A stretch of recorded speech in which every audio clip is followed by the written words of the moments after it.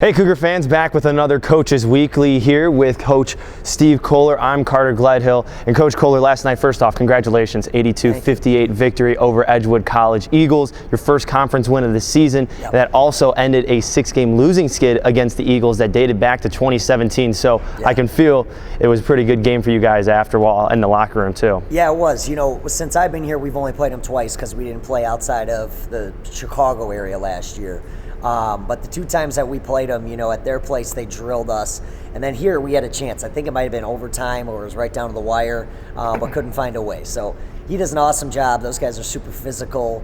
They're a really good program, so it was a really good win for us. And I think one of the big things was their big post player, Schreckenthaler. I mean, 22 points up in the paint, and you had a variety of guys guarding him, from your 6'7" Tavares Davis-Williams to 6'1" Jordan Matthews. So what was the game plan coming in defensively in order to limit the paint penetration? Yeah, defensively, you know, we wanted to kind of get him off of his spot. Easier said than done, right? But do your work early. And then there were going to be times where we doubled. We actually didn't do it too much until the very, very end. But we just kind of wanted to throw a lot of bodies at them. And we always say that they got to go through you. At this level and any level for that matter, to score when you're not right at the rim through a body is very difficult to do at a high level. So if we don't give up the easy ones, I think he got an easy layup where we kind of tried to front. But besides that, we made him earn it and have to go through our guy's chest. And so we just want to throw an array of bodies at him. You guys were playing very, very aggressive on defense last night. You guys forced 10 blocks as well, and you guys were moving in all sorts of directions, 19 points in the fast break as well. What did you tell the guys after the last game against UW-Platteville in order to get back in the rhythm of things? Because I know you like on-ball pressure and going right at the other team. Yeah, I think we had 12 blocks actually. 12 blocks, yeah. But, well, I just know that because that's what we're talking about. So before the game, on our play chart, our selflessness and sacrifice board, we try to get 50+ plays and 7+ kills. So that's 3 consecutive stops in a row. And we went down the list and we said, Colorado College, 54. Should have won that, had a chance, right?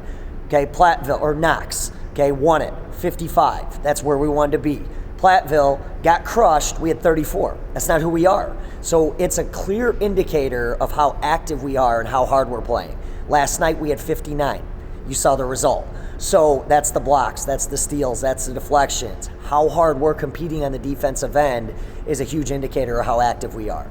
And then that lets us get out and run a little bit. On the offensive side, you bounced back after the worst shooting performance against UW-Platteville. You guys shot 49% from the field. Jalen Meeks having a season-high 15 points. You also had 12 other guys scoring for your team. Community effort, but I would probably say it's good to see Jalen Meeks back into things as we've seen him in the past. Yeah, it's awesome just to see him kind of fly around again and see that smile. And we were just talking, I was messing with him on that turnover in transition. You know, the old Meeks would have crossed him over and exploded at the rim, and I was like, dude, you used to be able to dribble, you know. But I'm so proud of him and what he's battled through. I mean, it's going to be a constant thing, you know. He has to do, like anybody who has had knee injuries before, he's got a ton of work that he has to put in on a weekly basis just to be ready to go.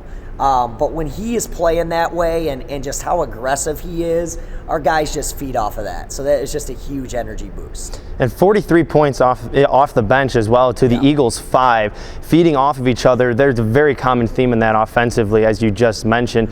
What is the offensive scheme like? Because it seems in the past couple games it's been one guy, Brett Hatton, and then it's been Jordan Matthews, and last night it was Jalen Meeks, but everybody's dipping into the cookie jar and getting points. Yeah, for sure. Well, as we spoke after the game, I think our depth is what makes us pretty tough, you know, and we continue to get deeper and deeper.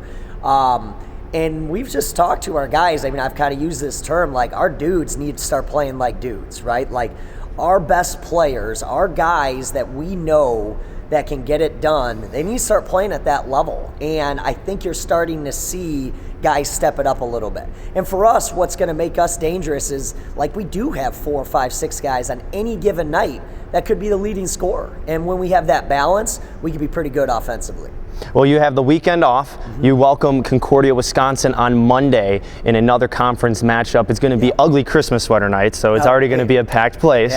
But what's going to be the momentum and practice plan for the weekend in order to prepare for the Falcons? Well, I might have to wear an ugly Christmas sweater instead of the suit, so we'll see. But You know, they're tough, man. I mean, those are all like seniors, fifth-year guys. I mean, they've been picked to win the league previously, and they've dominated us since I've been here. You know, so the game plan will just be, you know, continue to take steps forward. What we talk about all the time is how much better are we tonight when it's time to play than we were last game, and just kind of try to stop hurting ourselves, because you can't win games when you have those self-inflicted wounds and those turnovers or, you know, easy breakdowns. So, you know, you don't have to be perfect, but we have to be damn close to it, and we just got to compete at a really high level like we've been doing. Well, the Cougars look to make it 2 conference wins in a row on Monday against Concordia University, Wisconsin. Be sure to follow along at cucougars.com for all stats and live coverage of that. Thank you again, Coach Kohler, for another Coaches Weekly. I'm Carter Gledhill. We'll see you next week. Go Cougars.